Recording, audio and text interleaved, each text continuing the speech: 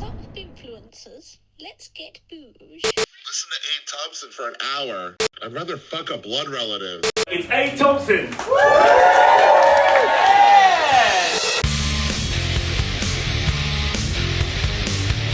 Dun dun dun. Ba ba bow. Ladies and gents, welcome to episode 190 of Abe Thompsin and Other Disappointments. Your twice, sometimes thrice weekly delve into the worlds of politics and news and dystopia and shit. What's going on out there? What's happening, people? Let's just jump like straight into it this time, shall we? I'm not going to do the usual drivel about the live shows that are coming up or the Patreon.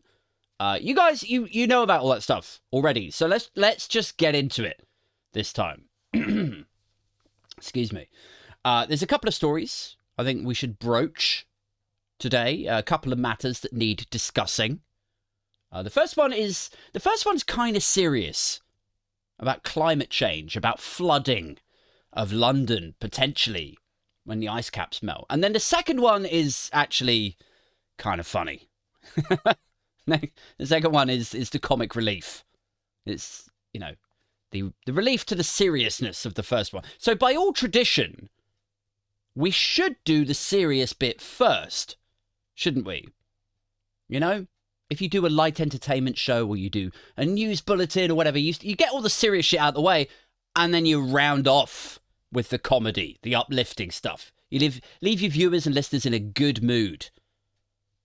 Put them back out into the world in a good and positive emotional state. That's what you're supposed to do. But this is not that, people. This podcast is a fucking downer. We've been through this. Guys, if you want to feel uplifted despite the chaos, you need to watch Good Morning Britain or Vine or some shit. You know? That's more up your street. The sort of show where they're like, and Putin is about to fry you alive with a collection of nuclear warheads that will take your skin off. But here's Daphne with the weather. This is not that. What this is the opposite of that, you know? Not the sad, depressing round off of the comedy. Instead, it's, you know, we start with the comedy and it just gradually gets worse. Like right now we're in a good place, you know, ish, sort of. We're feeling upbeat. Maybe you're feeling excited by the prospect of having another episode of the podcast laid in your lap this week. But by the end of the show, yeah, you're going to be sobbing on your train carriage, staring at your podcast player with your, you know, iPod earbud things in or headphones on or whatever. And you're going to be crying on the train at how bad everything is. So much so that the other commuters, they're going to think that you're on a call to your boyfriend, you know, holding your phone with your earbuds in, and that he's breaking up with you because you sat there crying. That is what this is, this show. It's a real downhill bummer. Cheers, by the way. Welcome to the show. Like, I was having a chat with a friend of mine the other day.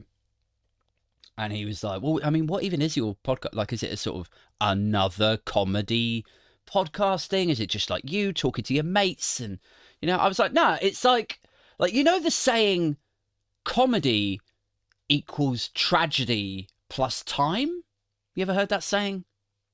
Obviously, the comedians listening to this will have, but like general people, public people might not have. Comedy equals tragedy plus time. Like the idea is that, you know, you take whatever tragedy, wait long enough, and it could become comedy. You know, like it's like when you go through a hard time and then somebody goes, well, you'll laugh about this one day. You know, comedy can be found in tragedy plus time. That's a general rule of thumb. Well, what we do on this show is we screw that up, we throw it into recycling.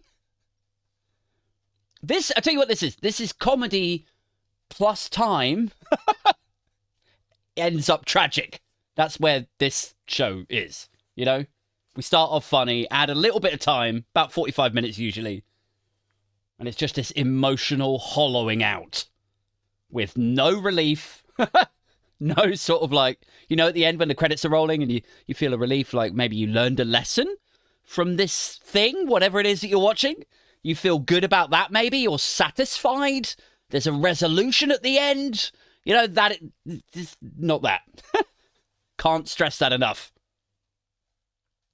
Sometimes I get talking to, PR people or producers and stuff, and they try to advise me on this show. They say shit like, you gotta have a rethink. You gotta think about what it is that you're giving to your listeners' aid. You need to take your listeners on a journey. And I'm like, I am. It just happens to be down some sort of fucked up depression cul-de-sac, where at the end of it you're like, well, hang on a second, isn't there like an upside? Like, aren't we supposed to round off with some no no comedy at the end, no uplifting. So, but there should be like an uplifting end to this shit. No, there's not. You're just here with me now, here in purgatorial depressive sheer together. You're just with me. Here, just shut the fuck up about wanting to be happier. Everything is awful. Just grab a seat and drink with me. In this most dispiriting of corners of the podcast universe. So there you go. You got an intro after all. How about that shit? I was just saying, like, let's just jump straight into it. You don't need any of the intro stuff. You got a bonus intro. Anyway. Let's get into this, shall we? Should we do the funny one first? As per usual. Let's do it. So, big story at the moment.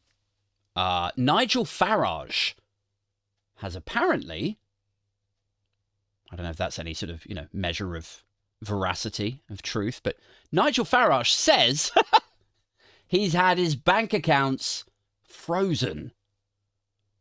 Now, you may or may not be aware of this already, because it is all over Twitter, him shitting his tits about it, crying that his bank have cancelled his account. So this is after Richard Tice was complaining a few months ago that Reform UK, which is a sort of, rehash of the Brexit Party, if you like same faces, same backers, but they just can't call themselves the Brexit Party now. So they've rebranded as Reform, if you like. So, so same shit as before, just different name. They're like the Sugar Babes coming back as MKS, for those who are as partial to Radio 2 pop as they are to a metaphor. Anyway, look, Farage has had his bank now apparently frozen. And Robin to his Batman, Richard Tice of Reform UK, he was complaining that they had their bank accounts shut down some months ago. So there's this idea kind of, bleeding out that the alt-right, or far-right, depending on which of their policies we're talking about that day, that they are being persecuted by the financial services industries. Just, persecuted, just unfairly targeted.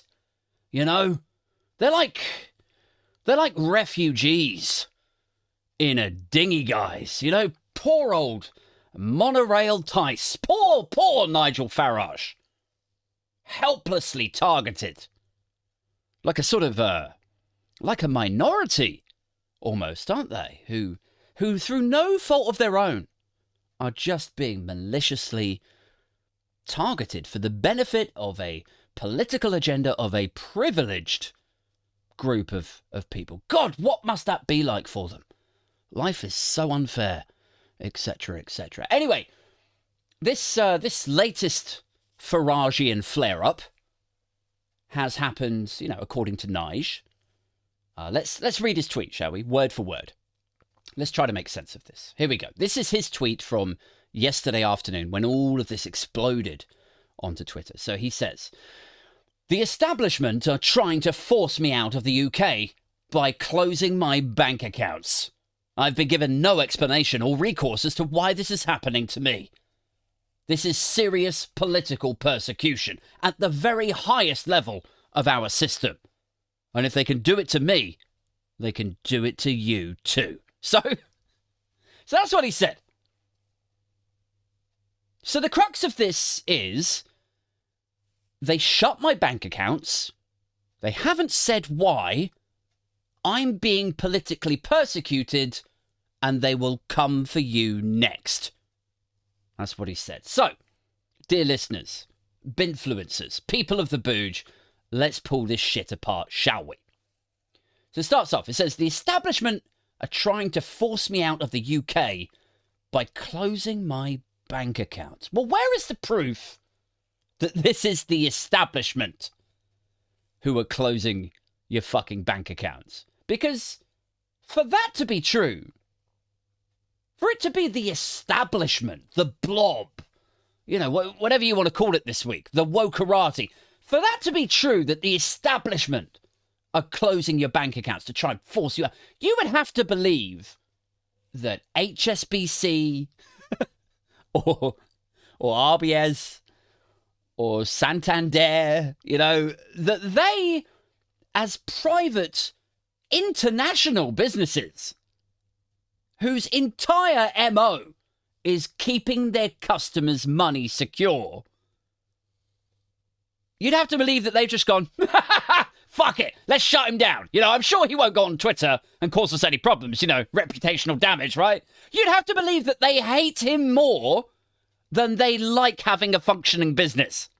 Wouldn't you? You'd have to believe that they hate him more than they like having a reputation that allows them to continue doing business. Like, I'm sure there are people out there who hate him more than they like having a business. You know, like if I was running an ice cream truck, and I had the choice of ram raiding my ice cream truck into his Uber, you know, high speed on a motorway, I would make the calculation that yes, I probably would physically, murderously hate him more than I would enjoy having that business. I'm sure there is, you know, that kind of case here and there, out there. But do we really believe that his bank are willing to trash their own international reputation as a cash safe haven because they don't like him very much? Like, really? And second, for them to take this sort of action against Farage, you know, and seemingly Farage alone, or one of a very few selected, you know, group of individuals being bank cancelled, for want of a better phrase. Like, you would have to believe that banks have a red line that they don't cross with regards to who they're willing to do business with and who they absolutely will rule out, you know? Like, they're coming for me because they have a problem with me. They're persecuting me. Like, banks don't give a travel lodge fuck who they do business with. They really don't. Like, banks are moral arbiters now, are they? Motherfucker, like, banks are fine shaking hands with people way shadier than Farage. I promise you. Fucking frog-faced motherfucker in his double-breasted suit upending the establishment. Oh, we're the bad boys of Brexit. That's what we are. Like, maybe you think you're a bad man, and that's why they shut your account down. Maybe you think that's what happened. But I don't think banks give a shit, buddy. I really don't. Banks are too busy signing deals and ring-fencing cash from drug cartels and people traffickers and fucking warlords. Like, that is their thing.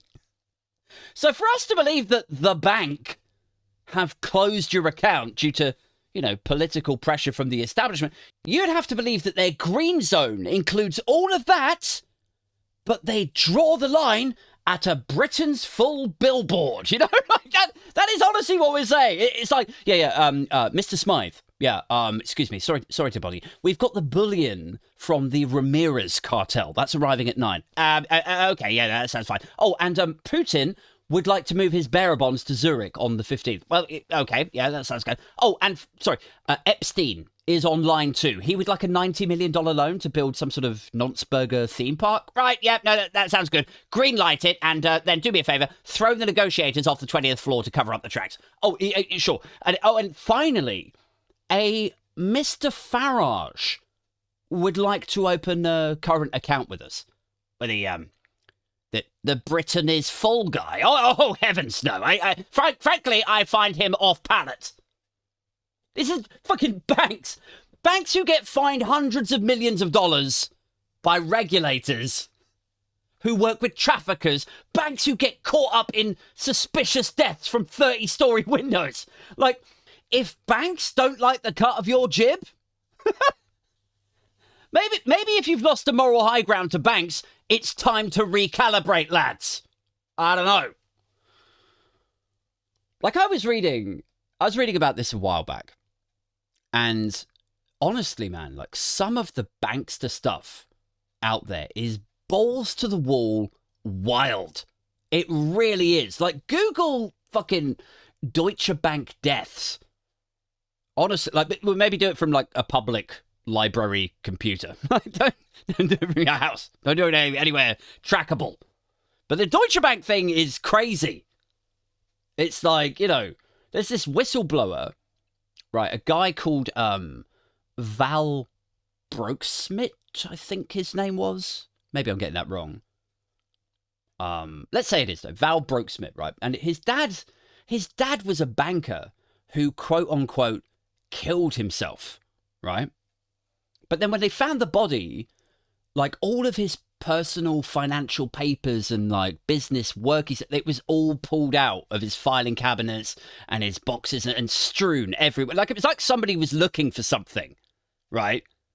And his body's just swinging there, you know? And then his dad's mate or his dad's colleague arrived or something, and the stepson was saying, like, it was weird because this guy was there, but he wasn't, like, you know, overly helping, or, like, he was just going through all of my stepdad's thing. Like, I hope I'm remembering this correctly. I may well not be. But I do remember that the stepson had some real, like, misgivings about the behaviour of people in the immediate aftermath of his stepdad's apparent suicide. in inverted commas.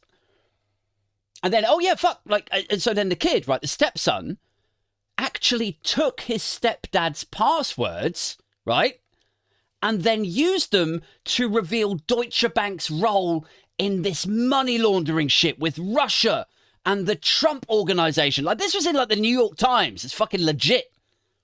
And then, right, so his stepdad dies, slightly suspicious. He picks up the passwords. He reveals a load of dodgy stuff. And then guess what happens to him? Yeah, found dead. Mysterious circumstances in Los Angeles. It's fucking shady, man. That is banks, Nige. Banks find me to be such a bad boy, they can't handle it. Mate, fucking bank, like, HSBC got fined almost $100 million for money laundering because they funneled like $1 billion from this cartel to that safety deposit box in Zurich or some shit. Like, even Coots, which is rumoured to be the actual bank that Farage is talking about, who have shut his account, even Coots, which is this high-profile, upper-tier, private bank. Like, if you've got a Coots card, you're doing all right. But even Coots got fined for fucking off anti-money laundering processes. This is a few years ago. Like, none of these guys give a king's cross fuck what you do, where you got your money, or how bereft of moral fibre you are. Like, so this whole, like, they just can't take my concerningly fascistic and populist attitude. Like, it's just, you know, it's a stretch that frankly I shouldn't be doing while still recovering from Glasto, is all I'm saying. You know? I don't know, man. Like, if you believe him that banks are somehow, what, like, activists now? If you're tempted to buy that idea, like, for anyone wondering just how right on or lefty or, you know, self-righteous or guided by morals your bank is, like, this is banks. Right. Yeah, hi, I'd like to open an account, please. High volume, lots of international transactions. Okay, are you a bad guy? Well, define bad. Well, do you murder people? Yes. Yeah. Right. Well, do you facilitate drug or people trafficking? Yes and yes. Right. Has your business ever engaged in the proliferation of an elite tier pedophile island for visiting princes and presidents? Yeah. No. Yeah. We did quite a bit of that a few years ago. Right. Okay. This is getting a rather okay. Last question. Do you or have you ever shared your Netflix login with extended family? Yeah. Oh God, that's the worst one. Yeah, no, I know. I feel really bad about that one. Okay, but you've written here that you expect to be keeping $27 million with us for the foreseeable future. Is that right? Yeah, no, that's right. Okay, well, here's your bank card and your online passcode. Is there anything else? No, that's actually very helpful. Thank you. Can I just ask? All of this is dodgy as fuck, right? Yeah, absolutely. So what happens if anyone outside of your immediate team, like a journalist or a, competing bank, perhaps? What happens if they find out about our relationship or, what I'm up to or what? Oh, well, we'll throw it off my fucking balcony. It's like, oh, good. Okay, good. Like, I'm not fucking about. Like, read up on the Deutsche Bank shit. It is wild. It's these, like, connected bankers, internationally dispersed, right? But all linked with this same scandal. And they all committed suicide. in the space of like 18 months. It's fucking nuts. Like there's this one guy. His name was David Rossi, or Rossi, I think. And he was 51. He was a PR guy. He wasn't like a banker guy. He was a communications chief or something. Like a PR guy for the world's oldest bank. Not JP Morgan, not Coots. None of these places. It's a place called Monte dei Paschi di Siena or something. Never going to know how to pronounce that correctly. Anyway, the world's oldest bank. And he was a comms guy. And they found him dead in an alleyway beneath his third floor office window, right? And you think, okay, maybe he jumped, maybe he killed himself. But he was facing upwards. Like normally, like if you're going to commit suicide like that, jump off your office balcony, you face down, you leap out from the balcony, right? This guy lands as though he's been pushed backwards. And it gets worse. It's like, then there's CCTV of these two shadowy fingers, like where the CCTV looks at where his body landed, and there's these two shadowy figures that approach his, at that point, still alive. Like it's twitching, like his leg is moving, or whatever. And it's like, he didn't die instantly. And these two men sort of approach him, right? Sort of look at him, like they don't offer any help. It's like they're checking if he's dead, or dying, or very close to death. And then they walk away. Like, this is Banks. This is Banks, Nige. Is this a lefty activist kind of world to you? Does it sound like that? Really? And obviously that is just one of Deutsche Bank's suicides. And Deutsche Bank is just one of a galaxy of banks. But you get my point. Farage has come out with some shit in his time.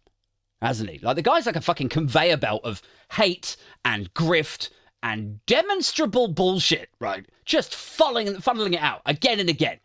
Occasionally, with the intermission of the odd gin promotion. Just to break it up a little bit. But top of the list of his greatest hits now is the idea that banks who habitually work with drug cartels and child sex traffickers and throw motherfuckers off buildings refuse to work with Nigel Farage because, frankly, they find him distasteful. Do you know what I mean?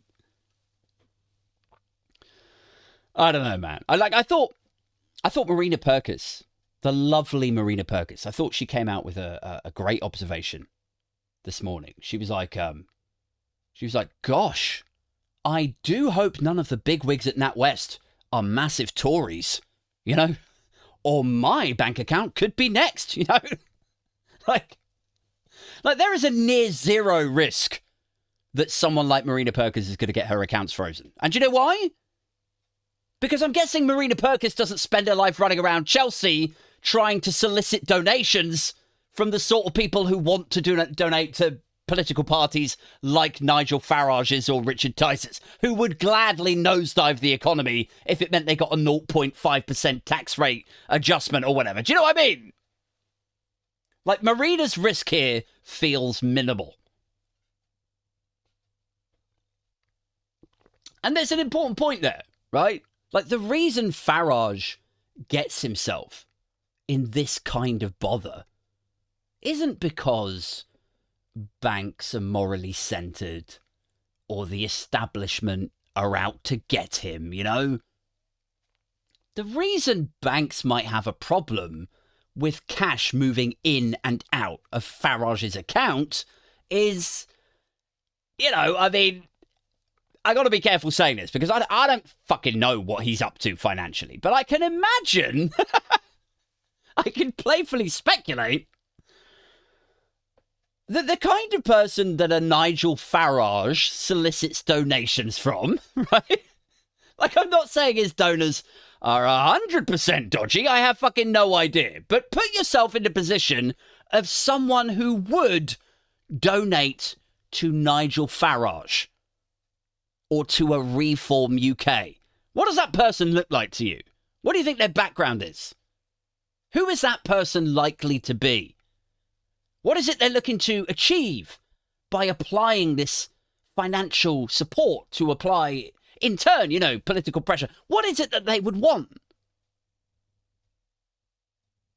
Well, they want that alt-right, low-tax ideology shit, don't they? Like, they're not going to give a fuck about public services. They're not going to give a shit about what happens to your pension or interest rates when Trust 2.0 takes off. Like, I reckon, and it is just my opinion, you know, ladies, gents, lawyers. But I put myself, like, you know, in a Brexit party or a Richard Tice or a Reforms, you know, or a donor's position. I reckon they would happily donate £300,000 to Party X, right? If Party X agree to bring corporation tax down to nothing, right? If they pledge to kill off inheritance tax, if they make the top rate tax not just like abolished, like it's still there, but just, you know, if you earn over 300 grand a year, you pay absolutely nothing. You are tax free, man. You are just a celebrated winner of capitalism. You made it, you know? They just give you a little trophy. Well done, Joseph.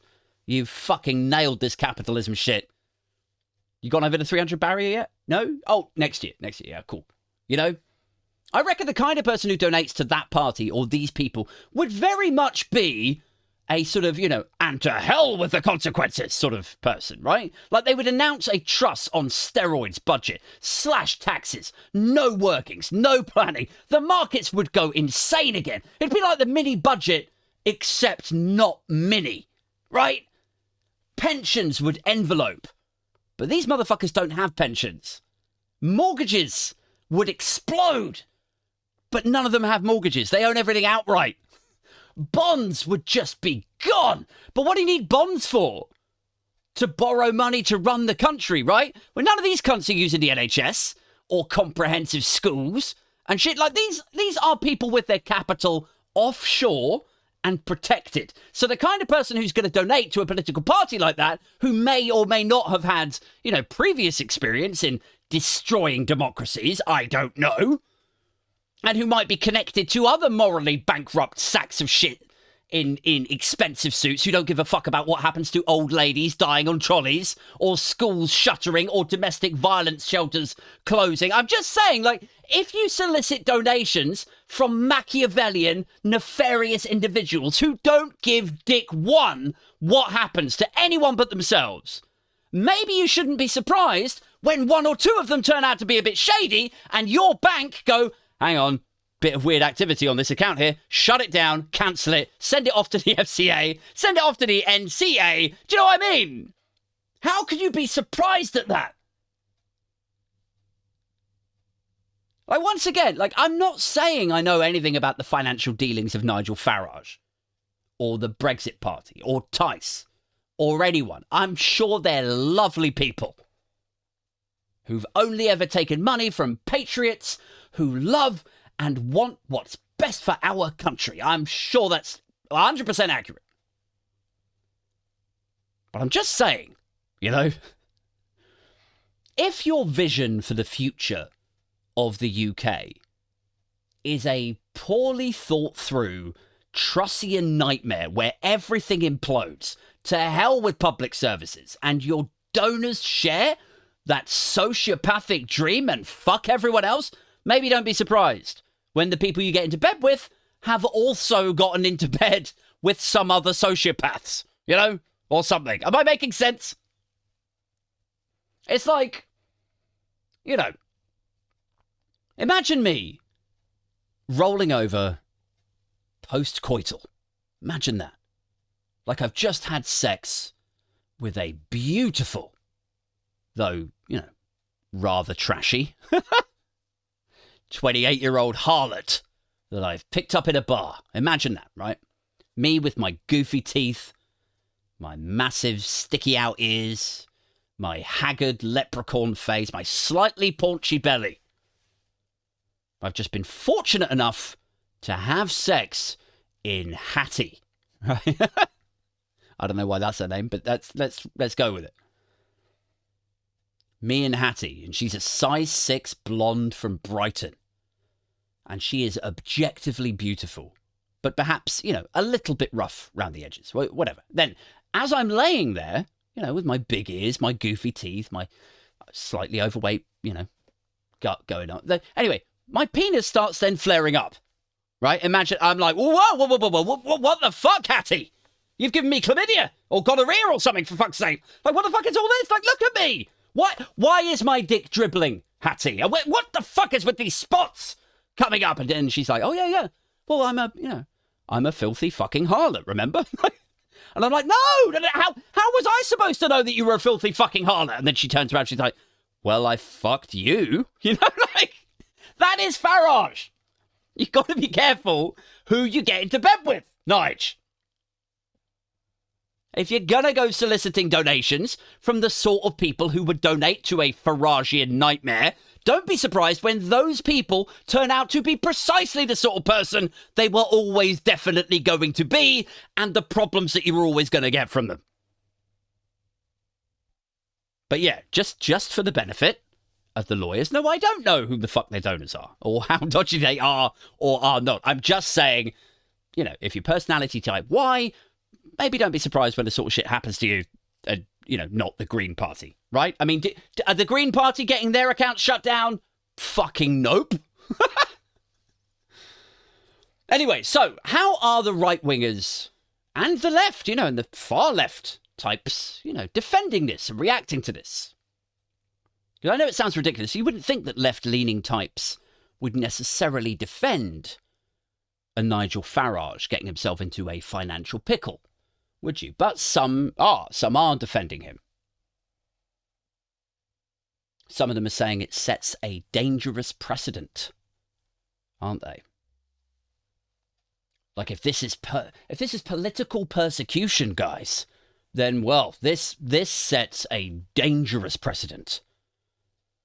And the big thing there is if, isn't it? If it's a political persecution, which it is not, guys. Like, if the establishment wanted to solve a problem like Nigel Farage, they would have done it before he caused them all the problems with Brexit, wouldn't they? They just fucking would have. Like, the idea that they let him crack on and horse fuck the UK economy and decimate entire industries and reduce the UK standing, not to mention specifically banking, by the way, propelling all these bankers from their cushy Liverpool Street and Old Broad Street offices, like out into Paris and Frankfurt, foreign languages and shit, hemorrhaging staff, uprooting their families, losing money in British stock portfolios that tanked after the vote. You know, the idea they just turned a blind eye to all of that shit. But what, now he's flogging gin? It's a step too far, is it?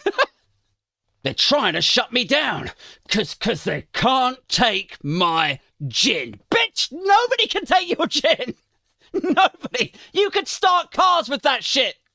Like, my mate bought some Farage gin for his friend. That's a true story.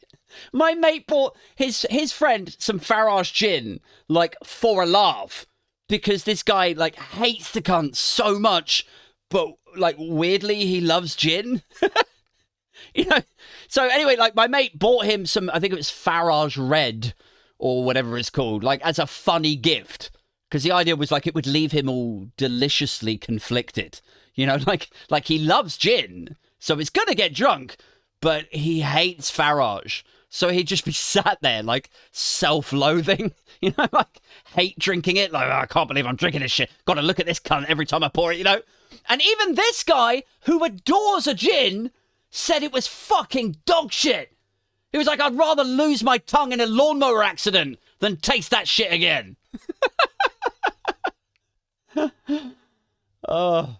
And fuck me, man. Like, this idea that getting a bank account cancelled is like, it's him now. It's Nige now.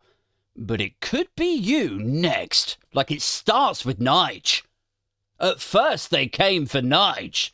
Like, have any of these fucking idiots ever stopped to ask themselves, like, the question, why do banks suddenly cancel accounts? Like, why do they? In what scenarios do they do that? What situations might necessitate the instant closure of an account with a high-profile individual, you know, who could go on TV and shame them as unreliable? Like, what would force a bank to take that sort of radical instant action?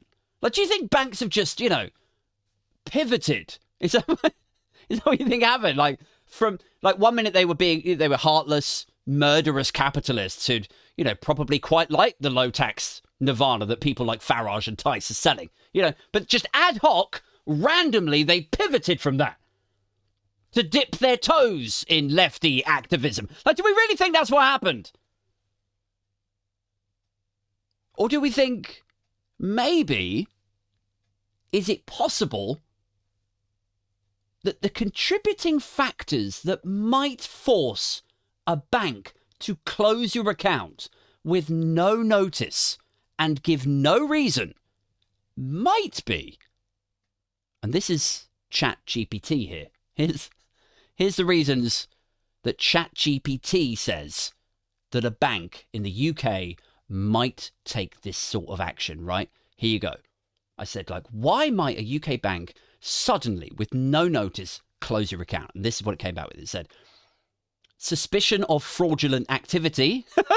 If the bank suspects any fraudulent or illegal activity associated with the account, they may close it immediately to protect their own interests and comply with legal requirements. The second one, breach of terms and conditions. If the account holder has violated the bank's terms, such as engaging in prohibited activities or repeatedly overdrawing the account, which, you know, I'm not going to throw stones there, but, you know, next one, third one, money laundering concerns. Banks are obligated to comply with AML regulations, that's anti-money laundering, if the bank suspects any suspicious transactions or believes the account is being used for money laundering, they may close it abruptly.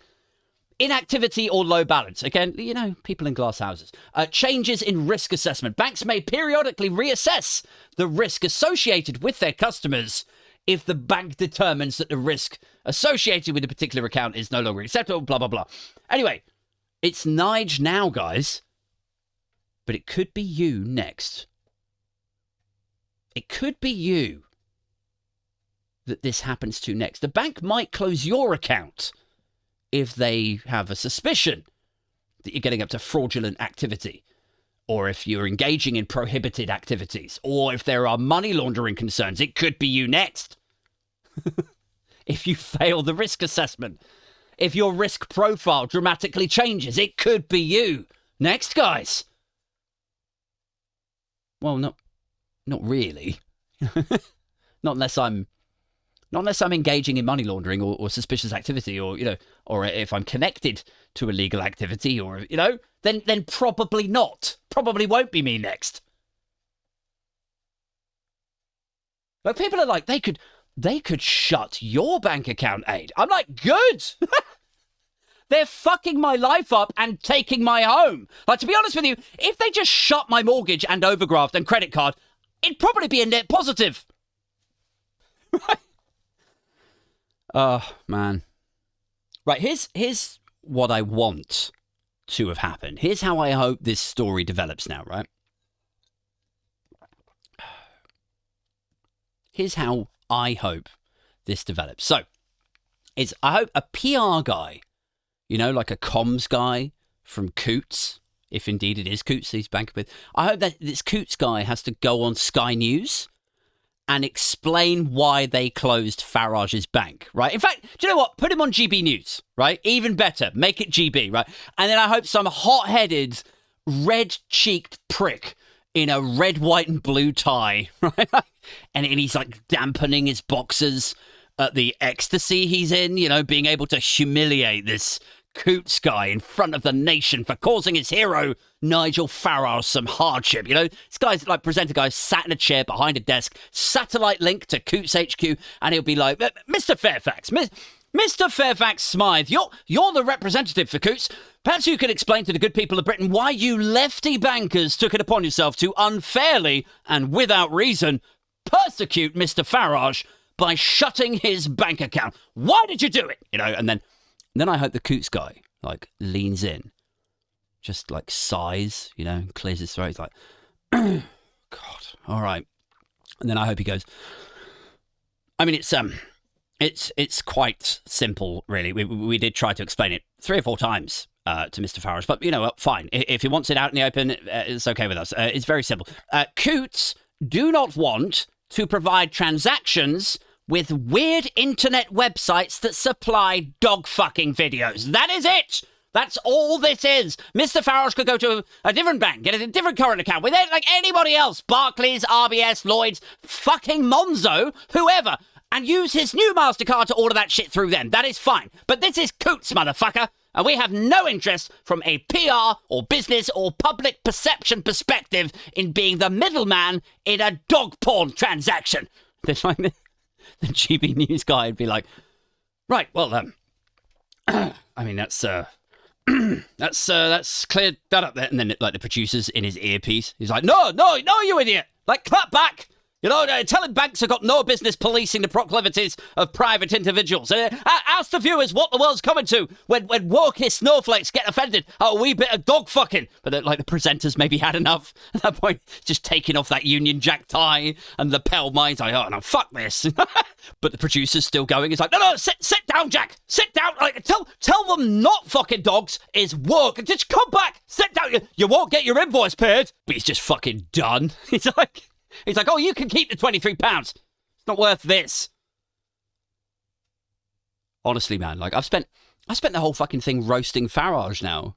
We can talk about climate change, the size of the river rising in London and stuff. I saw this article on The Guardian talking about when the ice caps begin to melt drastically, what the fuck is going to happen to London, because the current flood reserve and the walls that keep the Thames I don't think they're built to be able to handle that shit. But now I spent the whole time fucking ripping into Farage. So yeah, but I mean the whole thing, it is ridiculous, isn't it? It starts with me, but it'll happen to you guys. They're after you, really. I'm just selflessly in the way. I'm just a selfless human shield, keeping them at bay for you. These fucking cretins, man. If they smothered a human baby while double parking, right, and then they get arrested and charged for it, they'd be on Twitter the next day. They'd be like, this could just as easily be you. Guys, that's it. That's all I've got time for. I got to run. But thank you so, so much for continuing your support of the podcast, whether it's just, listening to the episodes as and when they come out on Spotify and Apple, or if you jump onto the live stream every Friday night at 7:30, or if you're on the Patreon, it's patreon.com/Aid Thompson. You get episodes of the pod 2 days before everyone else. So if you like your podcast topical, maybe that's a good look for you. You also get a bunch of other benefits on there. I've got a Discord channel where fans of the podcast, we all jump in there. I'm in there every day. We talk shit about Tories. We talk about politics, life, love, the universe. So there's that. You also get first dibs on live shows. So we did a couple of meetups in London, in Brick Lane, drank a load of tequila. That was just for the Patreons. But you also get first dibs, like first look at tickets for live shows. Like we did the one at 21 Soho in February. I've just done Glastonbury with Danny and Tan. But also I've got my own gig, which you will no doubt have heard me rabbit on about. That's coming up Thursday, the 28th of September at the book club in Shoreditch. Thursday, the 28th of September, and that's with Otto English, Ashley Hayden, me, John Left of the Countryside. That's going to be great fun, man. That's like to celebrate the growth of this podcast, of my cult, of the Patreon. It's going to be a good night, man. So, yeah, so you get first look at tickets for that sort of stuff. Also, for the £10 tier, like Patreon people, I'm throwing in the option. You don't have to take me up on it, but I'm very happy to do it, of a monthly Skype call with yours truly. You can literally ask me anything. We can talk shit about politics if you like. I can tell you more about the podcast and how I got started and my background if that's of interest. So there's a bunch of stuff. Have a look at patreon.com/Aid Thompson. I suppose I should talk a bit about the Riot Society as well, like quickly. So me, Danny and Tan originally, we arranged to do this night in Soho back in February, and then Tan got COVID, so she had to kind of drop out, and then we had a load of problems with the venue, and it was a bit of a ball ache. But anyway, we're back. I thought it was going to be a one-off. I thought we'd had our fingers burnt. Like, we were all like, well, that was fucking effort. We didn't make any money out of it. We, like, lost money, personally, on that night. So, fuck that. We'll come back. We'll do it again at some point. Anyway, some point is now, because Glastonbury went so well, and, we're all doing okay with our individual projects. And we were like, do you know what? Let's do it. Let's fucking do it. So we got another date in the diary. I've put some details on Instagram. You can follow Danny fucking Price or go to Supertansky's Twitter or whatever. You'll find the link, I'm sure. But yeah, it's in November. It's the Riot Society, different venue, but that's going to be a lot of fun too. So I'd really encourage you to jump on that, get your tickets nice and early, because that one definitely will sell out. That's about it, really. Just a big doff of the cap to all of you for continuing your support, really. Without you guys, I really am just an angry alcoholic man ranting to himself in a shed, you know? And in fact, even with you, that is largely what I am still. But I appreciate the love. And also, finally, just on the Patreon stuff, you get a name and shaming at the end of episodes. You get credited at the episodes like this. So big shouts to Bowman, Chris, David, Mojo Sabian, Oliver, Peter, Pingu, and then we've got Stuart, T-Rex, Aaron, Alex, another Alex, Alex Suter, Alex Tooth, and then we've got Kai, we've got Jeff, we've got Mark H, we've got Ned, we've got Paul, we've got Ricardo, we've got Sarah, we've got Silent. Thank you so much. I've got a few £3 tier ones, so you get 3 tiers on there: £3, £5, £10. And I've started the naming and shaming, the crediting at the end of it is for £5 upwards, so it's very slightly shorter this time. Please don't hate me. Right, that's it, guys. I've really got to go. I've got to go and check on my kids, man. I'll be back later on tonight, actually, with John Left of the Countryside. He's my guest this week. Until next time, stay safe, keep it booge, keep it strictly #Bimfluencer, and we're out this motherfucker.